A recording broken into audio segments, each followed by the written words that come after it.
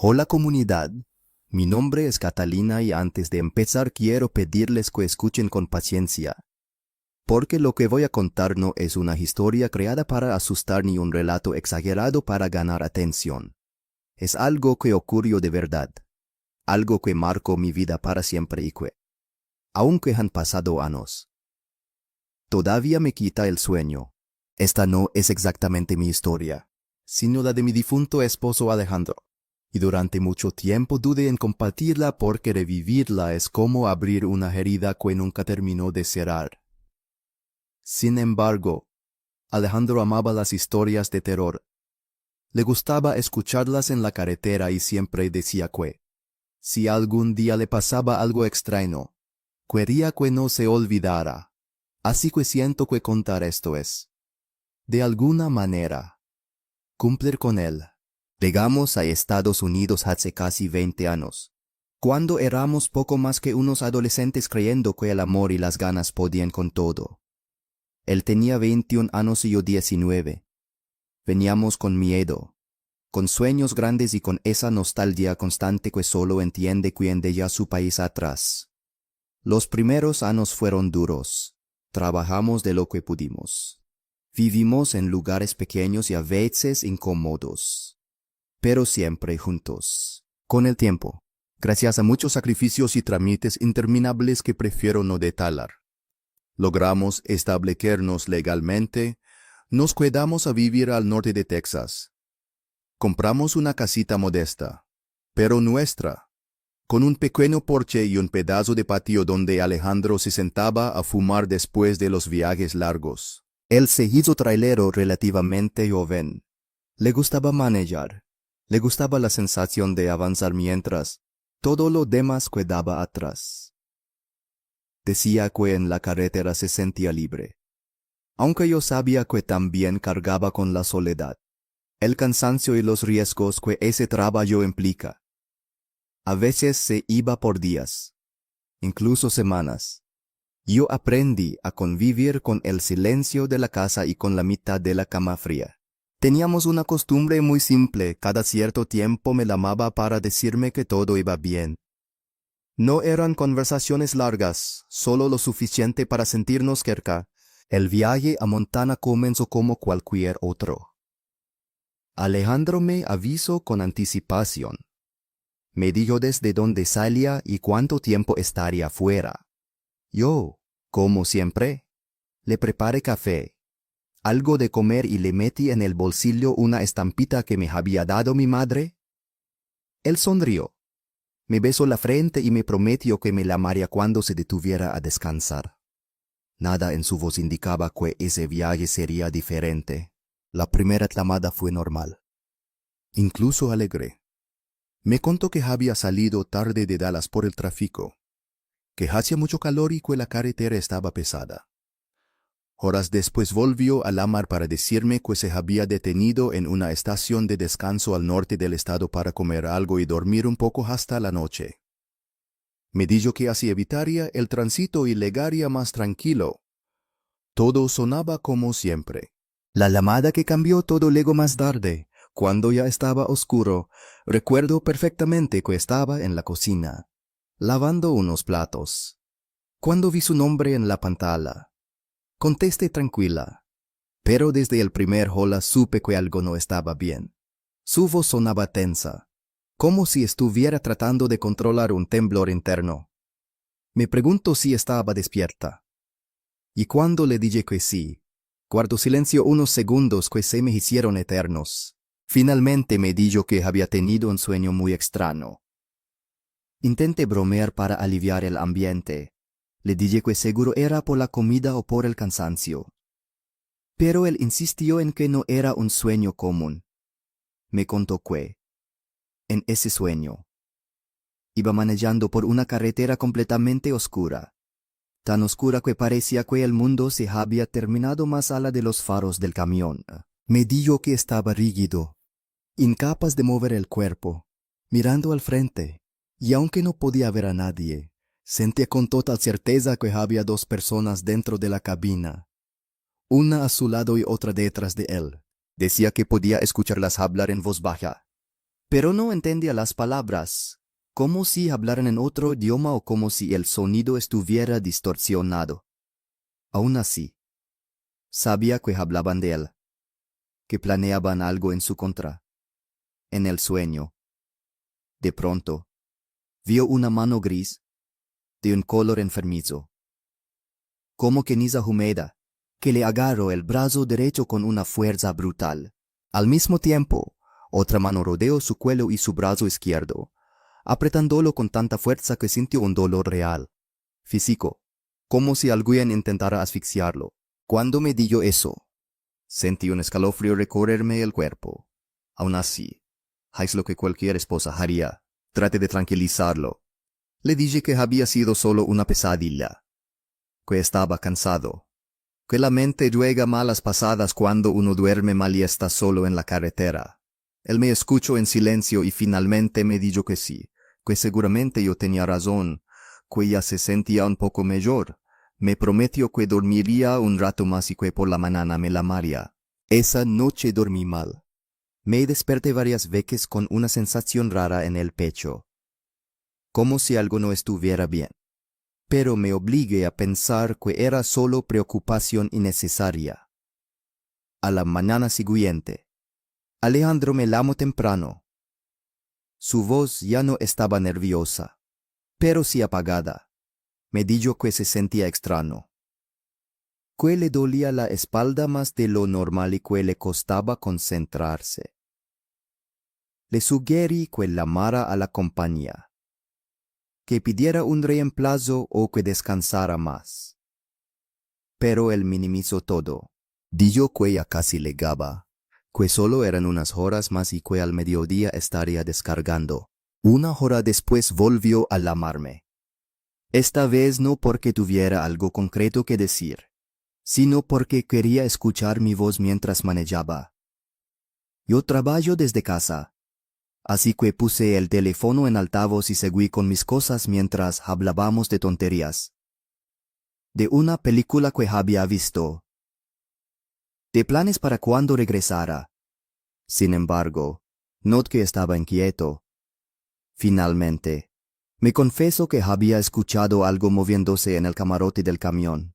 Al principio no quería decirlo, pero después de insistirle, admitió que había escuchado un quejido, algo breve, casi imperceptible, pero lo suficientemente claro como para ponerlo nervioso. No supe qué decirle. Traté de apoyarlo, de mantenerlo hablando, pero la llamada terminó poco después. Cuando llegó a su destino, me dijo que probablemente se quedaría en el pueblo hasta la noche y luego regresaría manejando. Yo le pedí que me avisara cuando saliera. Así lo hizo. Me llamó alrededor de las 8:15 de la noche, recién despierto, y me dijo que había vuelto a tener la misma pesadilla, las mismas manos grises apretándolo. Confesó que estaba muy nervioso y que no quería salir a la carretera. Le propuse que se quedara en un motel, que descansara. Pero al final él mismo se convenció de que estaba exagerando. Yo ya estaba aterrada. Alejandro nunca había tenido problemas así durante un viaje. Le pedí que tuviera mucho cuidado y que me llamara ante cualquier cosa. Me acosté pasada la medianoche, agotada, y el teléfono me despertó a las 2:30 de la madrugada. Era Alejandro. Gritaba. Decía que había algo detrás de él en la cabina, que no podía respirar, que no me escuchaba. Yo intentaba decirle que se orilara, que se vayara del camión, pero él seguía gritando y la llamada se cortó de golpe. Esa fue la última vez que escuché su voz. Pasé el resto de la noche llamándolo una y otra vez, sin respuesta. Al amanecer, recibí una llamada de un número desconocido. Era del hospital. Me dijeron que lo habían encontrado en su camión, orilado en la carretera, en estado crítico. Murió ese mismo día por un paro cardiorrespiratorio, horas antes de que yo pudiera llegar. Cuando por fin me dejaron verlo, destrozada, en shock. Noté algo que todavía me persigue. Marcas de manos en su brazo derecho, en el izquierdo y en el pecho. Las autoridades dijeron que probablemente se las había hecho él mismo en su desesperación por respirar. Pero yo nunca pude aceptar esa explicación. Esas marcas estaban exactamente donde el medillo que aquellas manos lo habían sujetado en su sueño. Desde entonces vivo con la certeza de que esas pesadillas no eran simples sueños, de que algo lo acompañó en ese viaje y que quizá intentó advertirnos. Tal vez no había nada que hacer, tal vez su destino ya estaba marcado. Solo sé que hay cosas en la carretera que no pertenecen a este mundo.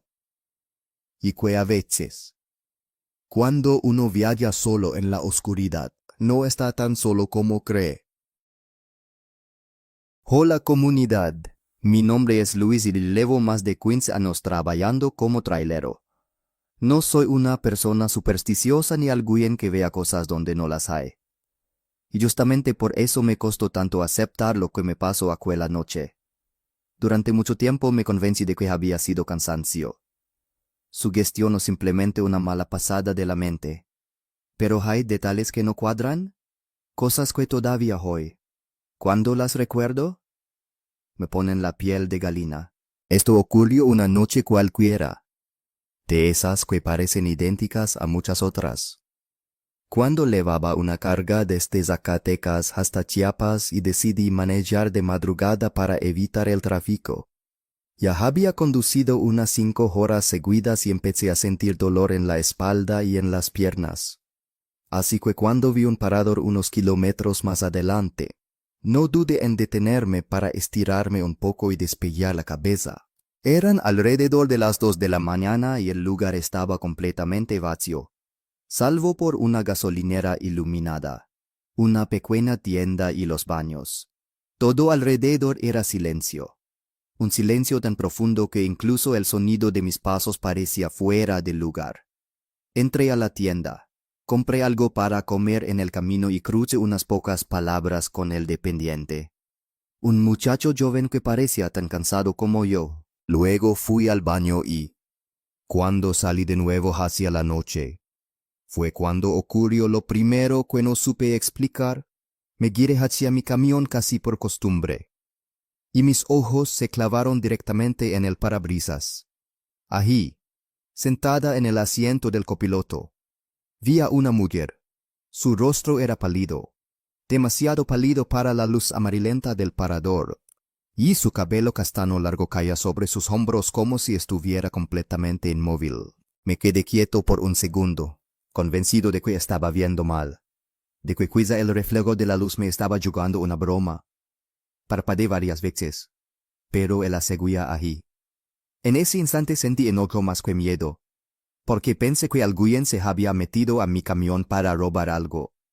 Sin dejar de mirarla, salí corriendo hacia el tráiler, con el corazón acelerado y los puños apretados, dispuesto a enfrentarla.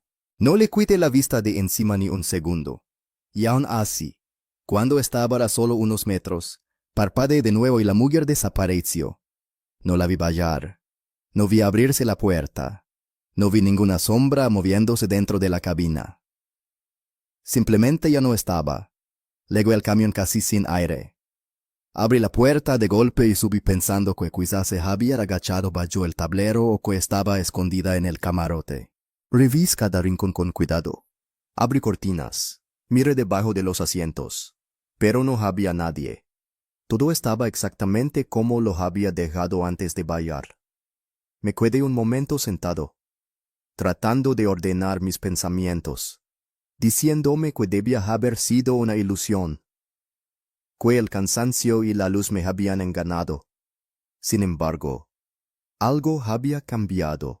La cabina ya no se sentía igual. Era una sensación difícil de explicar. Como si el aire estuviera más pesado. Como si el espacio se hubiera reducido. Arranqué el camión y retomé la carretera, intentando olvidar el asunto, pero a los pocos minutos empecé a sentir frío. Era absurdo, porque la noche había sido calurosa hasta ese momento. pero me recorrieron escalofríos y tuve que subir la ventana para no temblar. Tenía música puesta, pero de pronto me empezó a molestar. Como si el sonido no encajara con lo que estaba pasando. Así que apagué el estéreo y seguí manejando en silencio. Mientras avanzaba, la imagen de la mujer volvía una y otra vez a mi mente. Su rostro inexpresivo, la forma en que estaba sentada como si siempre hubiera pertenecido a ese asiento.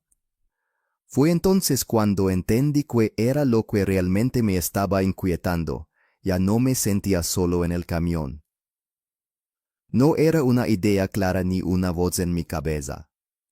Era una sensación, como una presencia muy cercana, tan cercana que casi podía sentir una respiración leve a mi lado. Intenté mantener la calma. Me concentré en la carretera, en las líneas del asfalto, en el sonido constante del motor, repitiéndome que todo estaba bien. Poco a poco, sin darme cuenta exactamente cuándo, esa sensación comenzó a disiparse. El frío desapareció. La temperatura volvió a la normalidad y el ambiente de la cabina se sintió otra vez como siempre.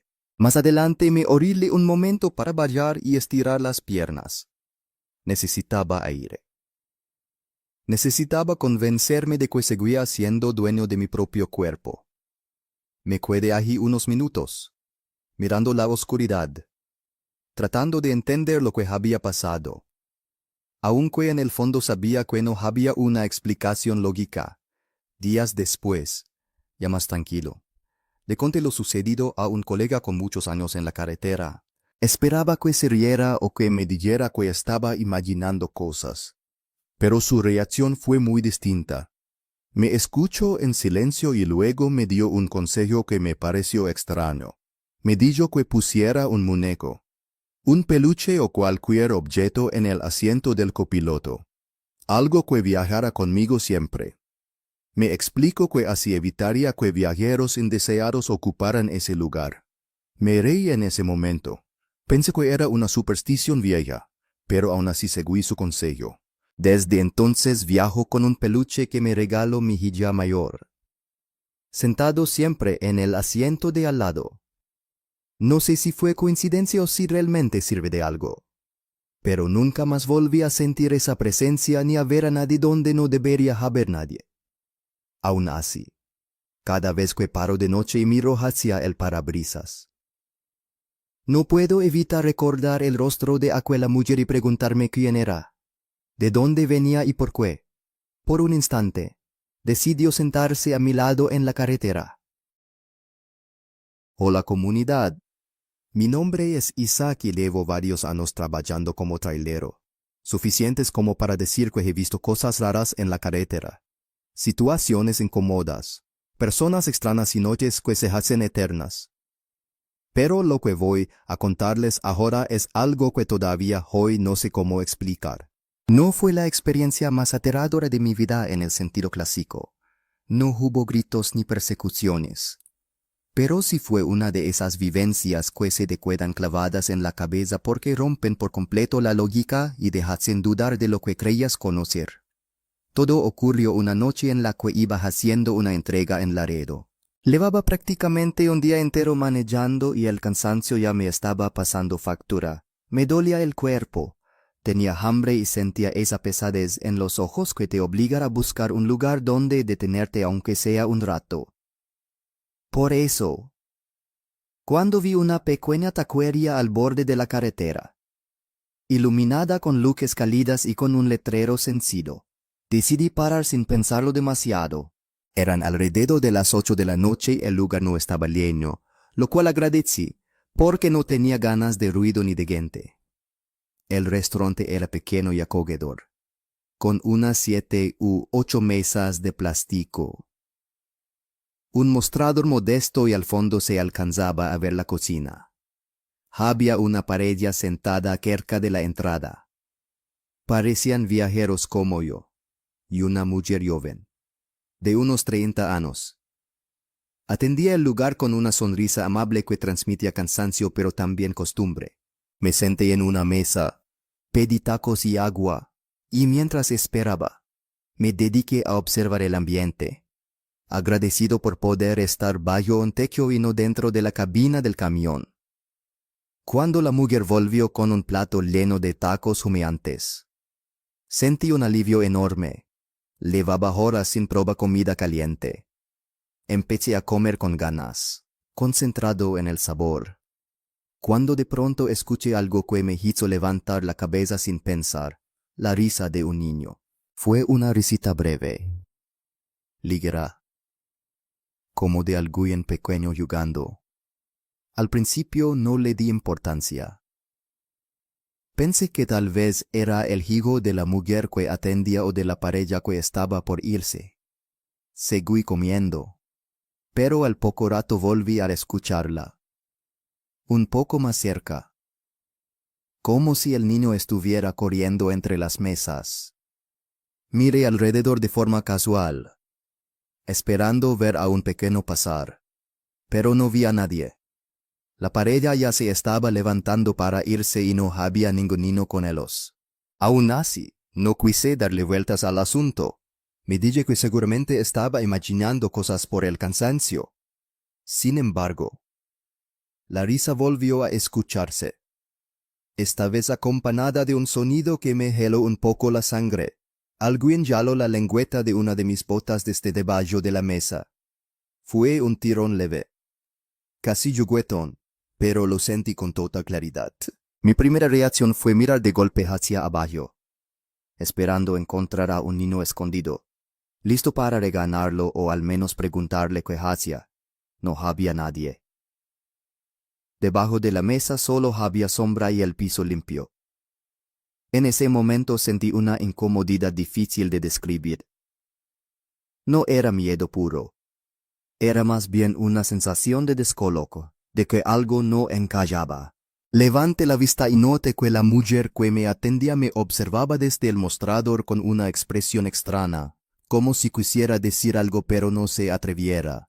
Cuando volvió a acercarse a mi mesa para preguntarme si quería otra orden, aproveché para preguntarle, tratando de sonar casual, si su hijo andaba jugando por ahí, porque creía haberlo escuchado.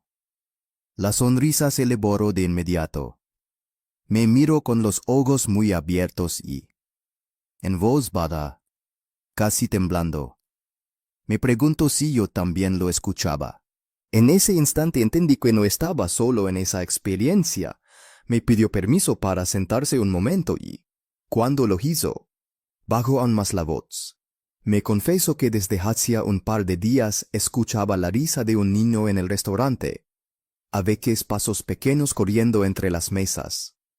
A veces ese sonido justo detrás de ella. Pero que nunca había podido verlo.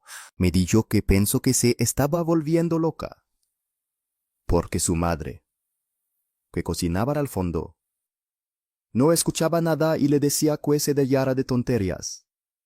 Mientras me contaba esto, volvió a escucharse la risa, más clara, como si el niño estuviera justo al lado de una de las mesas vacías. Los dos nos quedamos mirando hacia el mismo punto sin decir palabra. Ella respiró hondo y me explicó que los ruidos no se limitaban al restaurante. En el piso de arriba, donde vivían, también pasaban cosas. Por las noches escuchaba cómo las mesas se movían solas, como algo caminaba por el lugar cuando todos dormían. Y por la mañana encontraba objetos fuera del lugar. Me contó que esa misma mañana había pasado horas buscando sus lentes hasta que los encontró en un sitio donde jamás los dejaría. Yo escuchaba en silencio, intentando encontrar una explicación lógica. Pero cada detalle hacía que esa tarea fuera más difícil. Le pregunté si creía que alguien les estaba jugando una broma. Y él negó con la cabeza, visiblemente afectada. Entonces recordé algo que mi abuela solía decir cuando yo era niño, sobre espíritus que se aferran a objetos, que se quedan donde hay algo que les pertenece. Se lo comenté con cuidado, casi como una idea al aire. Y fue entonces cuando la mujer se quedó pensativa. Tras unos segundos, Me dijo que hacía poco una familia había olvidado un muñeco viejo en el restaurante y que su madre decidió guardarlo por si regresaban a buscarlo. Según ella, era un juguete antiguo, bastante gastado. Pero desde el día en que legó ese muñeco comenzaron los ruidos. Mientras hablábamos, la risa volvió a escucharse, esta vez más fuerte, y ambas miradas se dirigieron instintivamente hacia una mesa vacía. No vimos nada, pero el sonido estaba allí, innegable. Yo intenté bromear diciendo que tal vez era un espíritu travieso, que no parecía querer hacer daño.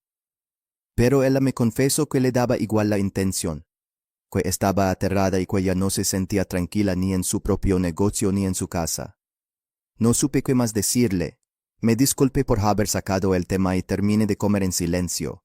Antes de irme, le dejé una buena propina y un consejo sincero, que intentara deshacerse de ese muñeco, que lo llevara a una iglesia, que lo regalara o que lo tirara, lo que considerara mejor, pero que no lo siguiera guardando.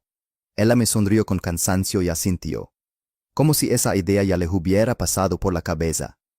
Me fui de allí con una sensación extraña, mirando de reojo el interior del restaurante hasta perderlo de vista. Nunca volví a pasar por esa carretera ni supe qué fue de esa mujer y su familia. Pero hasta hoy, cada vez que escucho la risa de un niño en un lugar donde no debería haber ninguno, recuerdo esa noche y no puedo evitar pensar que hay presencias que se esconden en lo cotidiano, esperando que alguien las escuche para recordar que nunca estamos tan solos como creemos. Hola comunidad. Mi nombre es Gabriel y durante muchos años me consideré una persona completamente escéptica. No porque pensara que quienes contaban historias extrañas mentían, sino porque creía firmemente que casi todo tenía una explicación lógica si se analizaba con calma. Llevo más de 20 años trabajando como trailero. He manejado por carreteras de todo tipo, de día y de noche, con lluvia, neblina y tormentas que parecían sacadas del fin del mundo. Y aún así nunca me había pasado nada que pudiera llamar verdaderamente paranormal. Por eso, lo que viví a finales del año 2019 no solo me dejó confundido durante días, sino que destruyó por completo esa seguridad que tenía en mi manera de entender la realidad. Venía desde el puerto de Veracruz con el camión cargado de mercancía y mi destino estaba en Guanajuato. Era uno de esos viajes largos que uno hace casi en automático, siguiendo rutas conocidas, calculando tiempos y paradas sin pensarlo demasiado. Esa noche llevaba muchas horas manejando y eran alrededor de las 3 de la madrugada cuando me encontraba atravesando una carretera solitaria en el estado de Hidalgo. Aunque el camino no estaba del todo mal iluminado, el cielo estaba completamente cubierto por nubes densas que apagaban cualquier rastro de estrellas, y todo a los lados de la carretera parecía hundirse en una oscuridad espesa. Iba escuchando música para mantenerme despierto, pero aún así empecé a notar algo raro en mi cuerpo. Primero se me erizó la piel de los brazos, como si de pronto hubiera bajado la temperatura. Aunque dentro de la cabina no hacía frío, pensé que era cansancio o una corriente de aire. Así que subí un poco la ventana y seguí manejando. Un par de kilómetros más adelante ocurrió lo contrario. Empecé a sentir un calor extraño, sofocante, como si el aire se hubiera vuelto pesado de repente. Lo atribuí a haber cerrado la ventana y no le di más vueltas. Pero entonces percibí algo que sí me puso alerta. Un olor leve pero inconfundible a gasolina. Inmediatamente pensé en una posible falla mecánica, en una manguera suelta o una fuga. Así que revisé el mapa mentalmente buscando una parada cercana. No había ninguna a la vista. Así que decidí orilarme un poco más adelante para revisar el motor con calma. Lo que no sabía en ese momento es que me encontraba en una zona marcada por una tragedia terrible. Un accidente ocurrido años atrás en el que murieron decenas de personas. Un hecho del que había escuchado hablar de pasada sin prestarle demasiada atención. Me orilé finalmente en un tramo oscuro de la carretera y bajé del camión. Apenas abrí la puerta, me di cuenta de que el olor a gasolina no provenía del vehículo, sino que parecía estar en el ambiente mismo, impregnándolo todo. Además, el calor era insoportable, algo completamente fuera de lugar para esa hora de la madrugada. La oscuridad alrededor era tan profunda que más allá del asfalto no podía distinguir absolutamente nada, y aún así sentí una incomodidad creciente. Una sensación clara de estar siendo observado desde algún punto invisible. Por un momento pensé en volver a subir al camión y largarme de ahí, pero me obliga a mantener la calma. Abrí el capó y revisé con la linterna cada manguera, cada parte visible del motor. Todo estaba en orden. Mientras hacía esto, la sensación de que algo me miraba se intensificó, y a ella se sumó un sonido apenas perceptible, como un susurro que no lograba entender. Mi mente se fue inmediatamente a una explicación racional, algo bien escondido entre la vegetación, quizá con malas intenciones. Quebré el capó de golpe y me subí al camión con el corazón acelerado. Permanecí unos segundos mirando a los lados, esperando ver a alguien salir a la carretera, pero no apareció nadie. Decidí continuar el viaje. Los faros del camión iluminaban bastante bien el camino, así que me concentré en la carretera, tratando de dejar atrás esa sensación incómoda. Fue entonces cuando, a lo lejos, vi algo que destacó en medio de la oscuridad, un poste de luz encendido a la orilla del camino, como un faro solitario. Debajo de esa luz había una silueta inmóvil. Reduje la velocidad de inmediato, sin saber por qué, con una mezcla de precaución y curiosidad. A medida que me acercaba, la figura fue tomando forma, y lo que vi me dejó completamente helado. Era un hombre, o al menos tenía forma humana, pero su piel estaba completamente carbonizada, como si hubiera sufrido quemaduras terribles. Aún así, estaba de pie, mirando fijamente. Sentí que el tiempo se detenía mientras pasaba junto a él, incapaz de apartar la vista. Cuando lo rebasé, miré por el espejo lateral para volver a verlo. No había nada. La silueta había desaparecido y, al mismo tiempo, el poste de luz se apagó, dejando ese tramo de carretera sumido en la oscuridad total. No sé cómo logré mantener el control en ese momento. No grité, no frené bruscamente. Simplemente aceleré un poco con la esperanza de alejarme lo más rápido posible de ese lugar. Intenté convencerme de que había sido un vagabundo, alguien herido que se ocultó al verme pasar, pero esa explicación no encajaba con lo que había visto. Nadie podía estar vivo con un cuerpo en ese estado. A medida que avanzaba, la sensación extraña fue desapareciendo lentamente, como si hubiera cruzado un límite invisible. Varias horas después, ya con el amanecer acercándose, me detuve a desayunar en una gasolinera y aproveché para llamar a mi esposa. Le conté el viaje, los detalles normales, y casi como algo secundario mencioné lo que había visto. Fue ella quien me recordó la tragedia ocurrida en esa zona años atrás. En ese instante todo cobró un sentido inquietante. Comprendí que quizás no había visto a una persona viva, sino algo que quedó atrapado en ese tramo de carretera, repitiendo su presencia una y otra vez. Desde aquella noche no he vuelto a vivir algo parecido, pero tampoco volví a ser el mismo. Ya no me burlo de las historias que cuentan mis colegas, porque sé que hay cosas que no pertenecen a este mundo y que, por razones que no entendemos, siguen manifestándose en los lugares donde el dolor fue demasiado grande. Cada vez que manejo de noche y veo un poste de luz solitario a la orilla del camino, no puedo evitar bajar un poco la velocidad y mirar con atención, con el temor silencioso de volver a encontrarme con alguien que no debería estar allí. Hola comunidad. Mi nombre es Orlando y esta no es mi historia directamente, sino la de mi padre Jacinto.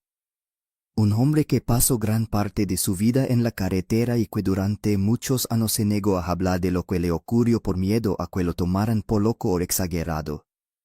Yo crecí escuchándolo contar anécdotas de su trabajo como trailero. Historias duras, cansadas, llenas de sacrificio, pero siempre realistas, siempre ancladas a lo que cualquiera podía vivir en ese oficio. Por eso, cuando yo era adolescente y él me habló por primera vez de esta experiencia, pensé que solo quería asustarme. Hoy, con más de 30 años y varios de ellos manejando trailer yo mismo, sé que lo que vivió fue real, y que hay cosas en la carretera que no entienden de lógica ni de incredulidad. Todo ocurrió en el año 1982, mucho antes de que yo naciera, cuando mi padre era un hombre joven que acababa de casarse con mi madre y trataba de sacar adelante a su familia en una zona rural al sur del país. En aquel entonces consiguió trabajo transportando cerdos vivos desde criaderos hasta mataderos ubicados en ciudades y pueblos cercanos. Eran otros tiempos, y las medidas de transporte eran más rudimentarias, así que los animales viajaban vivos durante horas, a veces días, dentro de grandes traileres adaptados para ese propósito. Mi padre no era un hombre religioso ni supersticioso, manejaba solo la mayor parte del tiempo, escuchando la radio y concentrado en llegar a destino sin problemas. A principios de septiembre de ese año le asignaron un viaje nocturno particularmente largo. El cielo estaba cubierto de nubes negras que anunciaban una tormenta fuerte, y los animales se mostraban inquietos desde el inicio, reacios a subir al camión. Para protegerlos de la lluvia, colocaron lonas sobre la carga. Y finalmente, ya entrada la noche, mi padre emprendió el viaje por una carretera oscura y solitaria, con una llovizna constante golpeando el techo del tráiler. Las primeras horas transcurrieron con normalidad. Conducía despacio, no más de 40 kilómetros por hora, para no alterar a los animales, y la radio lo acompañaba con música suave que se mezclaba con el sonido de la lluvia. Cerca de la medianoche ocurrió lo primero extraño, un chillido agudo. Desesperado, surgió desde la parte trasera del camión. Mi padre miró por el espejo lateral pensando que quizá alguno de los cerdos se había lastimado, pero no vio nada fuera de lo común. Intentó convencerse de que era solo un animal nervioso, pero el sonido continuó, largo, casi humano, como un grito de dolor. Cualquiera que haya escuchado a un cerdo chillar sabe lo perturbador que puede ser. Y mi padre soportó ese sonido durante varios kilómetros hasta que ya no pudo más y decidió orilarse. Se puso un impermeable. Tomó una linterna y caminó a lo largo del tráiler bajo la lluvia. A medida que se acercaba al centro de la carga, los chillidos se detuvieron de golpe. Los animales, con los ojos brillando en la oscuridad, se quedaron en silencio absoluto, mirándolo fijamente. Confundido y con un mal presentimiento, mi padre apagó la linterna y regresó a la cabina, diciéndose que tal vez el ruido había sido provocado por la tormenta o por el movimiento del camino. Durante cerca de una hora todo volvió a la calma. La lluvia seguía cayendo. La carretera estaba vacía y la música de la radio llenaba el silencio. Mi padre empezó a relajarse, pensando que lo peor había pasado. Fue entonces cuando, sin previo aviso, los chillidos regresaron. Esta vez no de uno, sino de varios cerdos al mismo tiempo. El sonido era ensordecedor. Una mezcla de gritos agudos y gemidos que parecían expresar terror puro. Mi padre sintió cómo se le erizaba la piel y tuvo que luchar contra el impulso de frenar bruscamente. Logró mantener el control hasta encontrar un tramo más llano, donde volvió a orilarse. Al mirar por los espejos, no vio ningún otro vehículo, solo oscuridad y lluvia, bajo del camión otra vez, con la linterna temblando en su mano. Y esta vez los animales sí estaban completamente alterados, empullándose unos contra otros, tratando de alejarse de algo que mi padre aún no podía ver. Entre los cuerpos de los cerdos, logro distinguir una silueta negra, alta, erguida, que parecía llegar casi hasta el techo del tráiler. Su presencia era antinatural, como si no perteneciera a ese lugar. Mi padre sintió un terror paralizante y, por un instante, pensó en huir y dejarlo todo atrás. Sin embargo, impulsado por la adrenalina, levanto la linterna y alumbro la silueta por apenas un segundo. Lo que vio quedó grabado en su memoria para siempre, una figura humana extremadamente delgada, de piel pálida, huesuda, cubierta por un harapo oscuro, con un rostro que no parecía completamente humano. Antes de que pudiera reaccionar, la figura desapareció entre la oscuridad, y los animales comenzaron a calmarse lentamente. Mi padre regresó a la cabina temblando, rezando oraciones que no había pronunciado en años, y permaneció allí varios minutos antes de reanudar el viaje. No volvió a suceder nada extraño esa noche y llegó a su destino al amanecer. Lo primero que hizo fue llamar a mi madre, quien, antes de que él pudiera decir una palabra, le confesó que había tenido una pesadilla terrible en la que una sombra oscura y de olor fétido viajaba con él en el camión y quería hacerle daño. Ese fue el momento en que mi padre entendió que lo que había visto no había sido una ilusión. A partir de ese día cambió profundamente, se volvió más religioso, más precavido, y nunca volvió a hablar de ese viaje con ligereza. Hoy, tantos años después, me dice que no sabe qué era esa cosa ni por qué se manifestó entre los animales. Pero está seguro de una cosa: no todas las presencias que se encuentran en la carretera son humanas, y algunas viajan ocultas, esperando el momento adecuado para dejarse ver. Hola comunidad, mi nombre es Cristian y esta historia es una de las más difíciles que me ha tocado contar, no solo porque me sigue causando miedo, sino porque toca recuerdos que preferiría borrar de mi cabeza. Trabajo como trailero desde hace muchos años y cualquiera que conozca las carreteras del norte sabe que no todos los horrores que uno se encuentra tienen que ver con fantasmas. Hay zonas dominadas por la violencia, por grupos criminales, por escenas tan brutales que se te quedan grabadas aunque intentes mirar hacia otro lado. Lo que voy a contar empezó precisamente así, con algo real, tangible, algo que ocurrió de verdad y que después, con el tiempo, tomó una forma que ya no pude explicar.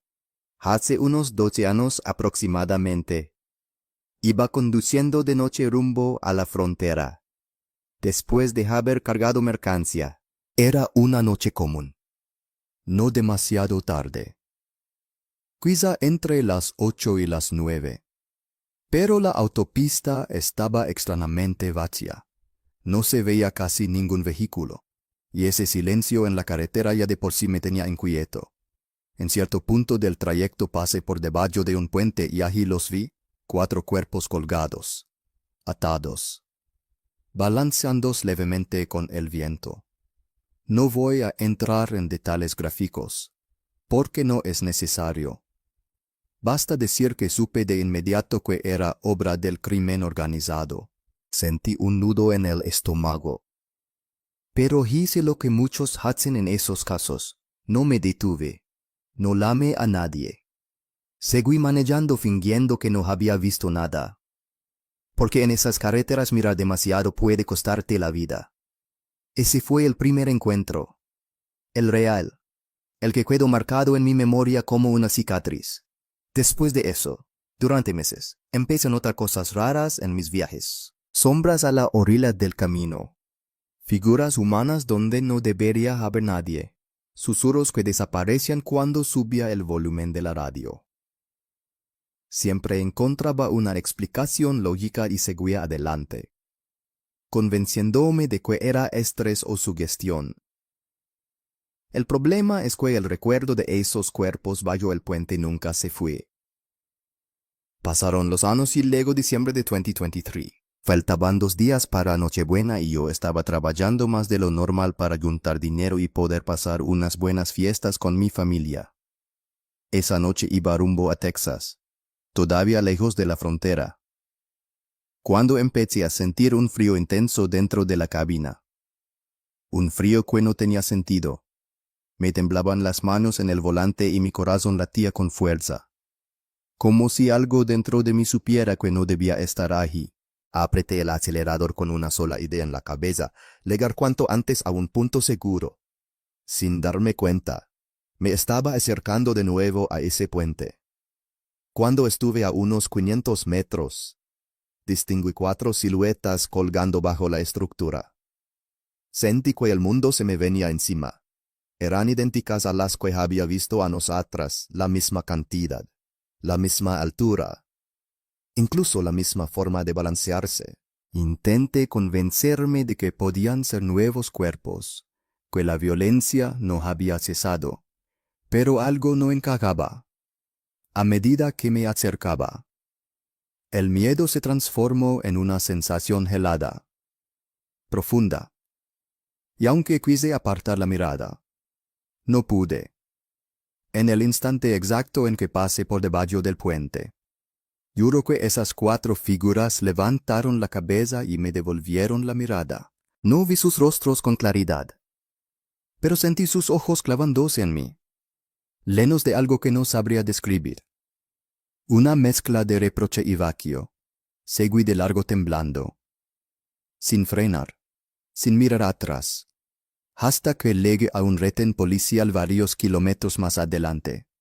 Me detuvieron al verme tan alterado y, cuando me preguntaron qué me pasaba, terminé contándoles lo que había visto. Los oficiales se miraron entre ellos con una expresión que no era de sorpresa. Uno de ellos, con un tono casi cansado, me dijo que no me preocupara, que aquello se vea seguido.